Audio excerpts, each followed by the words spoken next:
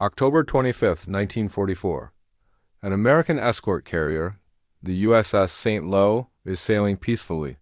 Suddenly, a Japanese Zero fighter screams out of the sky, slamming into its flight deck at 300 miles per hour. Within minutes, a massive explosion rips the ship apart, and it slips beneath the waves. The pilot, 23-year-old Yukio Seki, has just become the first official kamikaze pilot to complete his mission. Over the next 10 months, nearly 4,000 young Japanese men would follow him. They would fly planes packed with explosives directly into American warships, knowing they would never return. This raises a question that still haunts historians today. Why? Why would thousands of young men choose certain death? Were they fanatics? Were they victims? Or was it something far more complex? The answer isn't what you might think. And understanding it reveals one of the darkest, most desperate chapters of World War II.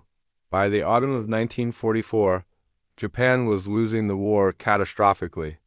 American forces had pushed back into the Philippines, and the once mighty Imperial Japanese Navy had been crippled.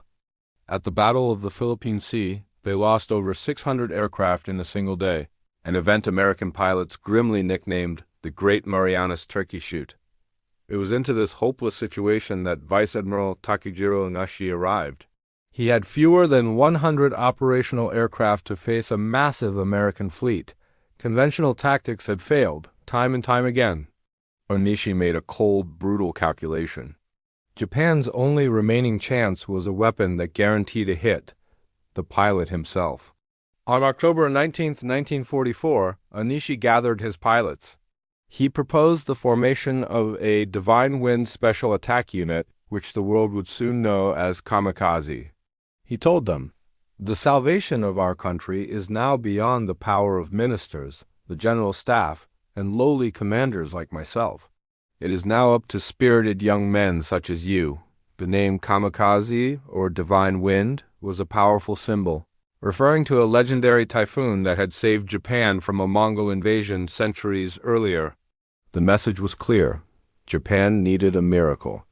Lieutenant Yukio Seki, a skilled pilot and a newlywed, was chosen to lead the first official mission. When asked to volunteer, his response was heartbreakingly complex. He said, "If my death can help defend the homeland, I will do it. But please don't call us heroes. We are simply doing what must be done. Imagine being told your death is the only way to protect your family. What would you do?" The first test of this new strategy came during the Battle of Leyte Gulf, the largest naval battle in history. On October 25th, Yukio Seki led his 5 Zeros, each carrying a 550-pound bomb, towards the American fleet. At 10:53 a.m., his plane struck the USS St. Lo. The bomb tore through the flight deck, igniting aviation fuel and setting off a chain reaction of explosions. The carrier sank in just 30 minutes, taking 113 American sailors with it. The results shocked both sides. Before this, conventional Japanese attacks had a hit rate of maybe 10 to 15%. Kamikaze attacks, however, achieved a nearly 20% hit rate, with many more near misses causing serious damage. One pilot, one plane, virtually guaranteed a devastating blow.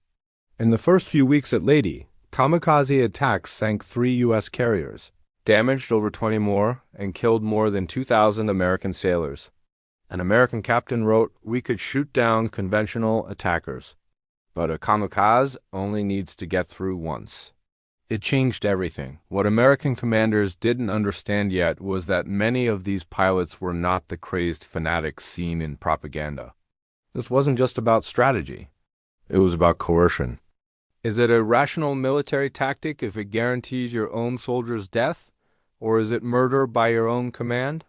By April 1945, the war reached its final, brutal stage, the Battle of Okinawa.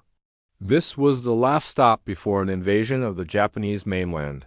In a desperate final gamble, the Japanese High Command launched Operation Tengo, the largest and most terrifying kamikaze campaign of the war. Between April and June, they sent wave after wave of aircraft, over 1,400 in total, against the American fleet.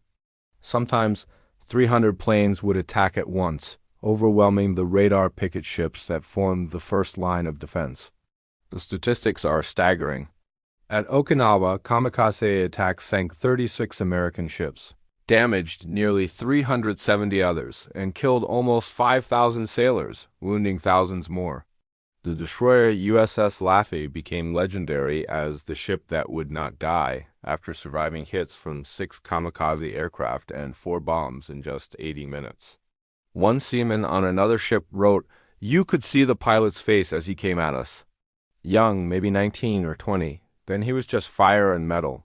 Ensign Kiyoshi Ogawa, just 22 years old, struck the carrier USS Bunker Hill, killing 396 American sailors in the single deadliest kamikaze attack of the war.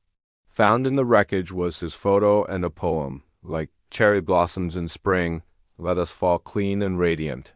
The U.S. Navy scrambled to respond. They increased the number of radar picket ships, concentrated their anti-aircraft fire, and sent fighter pilots on exhausting missions to intercept the kamikazes before they could reach the fleet. But pilots described the horror of shooting down planes flown by men who wouldn't even try to evade, who just flew straight into the wall of fire. To understand why these young men flew these missions, you have to look at the culture they were raised in. But let me be clear, understanding is not the same as justifying. Japan's militarist government had weaponized the ancient warrior code of Bushido, twisting concepts of loyalty and honor into tools of control. Surrender was portrayed as the ultimate dishonor, not just for the soldier, but for his entire family, his ancestors, and the nation itself. Pilots were told, "Your death will save 10,000 lives. You will become guardian spirits of Japan." But here's the uncomfortable truth revealed in post-war interviews. Many kamikaze pilots were not volunteers. One survivor, whose mission was aborted due to engine trouble, later testified, "We were told to volunteer." But when you read 19 years old and your commanding officer asks in front of everyone who will volunteer to save Japan, what choice do you have? If you hesitate, you are marked as a coward forever. Letters home from these pilots reveal a deep internal conflict. Second Lieutenant Ichizo Hayashi wrote to his parents, "Please forgive your worthless son. I do not want to die. I have not lived enough, but I cannot shame our family. I will do my duty." Some pilots quietly resisted, deliberately missing their targets and crashing into the sea. An unusually high number of pilots returned to base claiming mechanical failure, a silent, desperate act of defiance. The psychological toll was devastating. A commander later wrote about watching young pilots drink heavily the night before missions, some crying, some just sitting in silence. He said, "We were sending children to die. For the American sailors, the kamikaze attacks were the most terrifying experience of the war." This wasn't just a machine attacking them.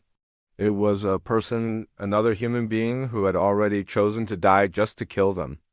One radio man wrote in his diary, "You can shoot down a plane, but if the pilot is already dead in his mind, already committed, he'll keep coming through the fire. It's not war anymore." It's something worse. The U.S. Navy established rest ships to help crews recover from the intense psychological trauma. Combat stress casualties skyrocketed. The threat of kamikazes directly influenced President Truman's decision to use the atomic bombs. Military planners, looking at the kamikaze attacks at Okinawa, estimated that a full-scale invasion of Japan could result in over 1 million Allied casualties. They weren't just facing planes. They expected suicide boats, suicide submarines, and even civilians turned into suicide bombers. How do you defend against an enemy who sees death not as a risk, but as the objective? The human cost is best seen in the last letters of the pilots, now preserved in a Japanese museum. They reveal not fanatics, but scared young men. Corporal Yukio Araki, only 17 years old, wrote to his mother, "I am not afraid to die. But I wish I could see your face one more time." Flight Petty Officer Iso Matsuo, 21, wrote, "I will become a foundation stone of a new Japan." The pre-flight rituals were brutal. Pilots were given a ceremonial sip of sake, handed a samurai sword, and told to write a farewell poem. Many were given methamphetamines to suppress their fear for the final flight. In the end, Nearly 4,000 pilots died on these missions. Thousands more died in training accidents. Their average age was just 21. After Japan surrendered, Admiral Onishi, the man who started the Kamikaze program, committed ritual suicide. In his final note, he apologized to the souls of the pilots he had sent to die in a war that was already lost. But his remorse came far too late. So, were these pilots heroes? Were they victims? Or were they both? The story of the Kamikaze is a tragic reminder of how duty, honor, and national pride can be twisted into a weapon. It forces us to ask where the line is between sacrifice and suicide, between honor and coercion, and it shows the terrible human price of desperation in war. Thank you for watching. If you found this story compelling, please like this video and subscribe for more deep dives into history.